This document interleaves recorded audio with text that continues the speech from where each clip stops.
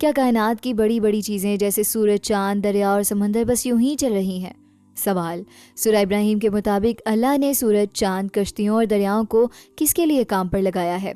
اے فرشتوں کے لیے، بی جنات کے لیے، سی خود اپنے لیے، ڈی انسانوں کے لیے۔ درست جواب ڈی انسانوں کے لیے۔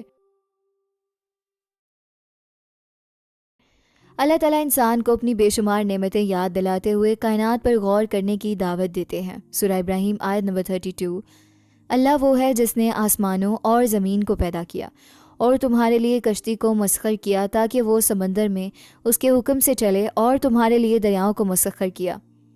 عرب کے لوگ صحراؤں اور سمندروں میں سفر کرتے تھے اور ان کی زندگی کا انحصار سورج کی روشنی، چاند کی تاریخوں اور پانی پر تھا۔ اللہ نے انہیں یاد دلایا کہ تمام چیزیں جنہیں وہ بعض اوقات پوجنے لگتے تھے دراصل ان کے خدا نہیں بلکہ ان کے خادم ہیں، جنہیں اللہ نے انسان کی خدمت پر مامور کیا ہے۔ اللہ تعالیٰ انسان کو اس کا مقام یاد دلا رہے ہیں کہ اسے اشرف المخلوقات بنایا گیا ہے اور کائنات کی بڑی بڑی طاقتیں اس کی خدمت میں لگی ہوئی ہیں۔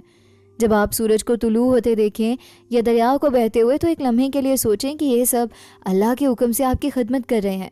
یہ سوچ آپ کے دل میں اللہ کی عظمت اور محبت پیدا کرے گی اور آپ کو اپنی اہمیت کا احساس دلائے گی کہ اللہ آپ سے کتنا پیار کرتا ہے۔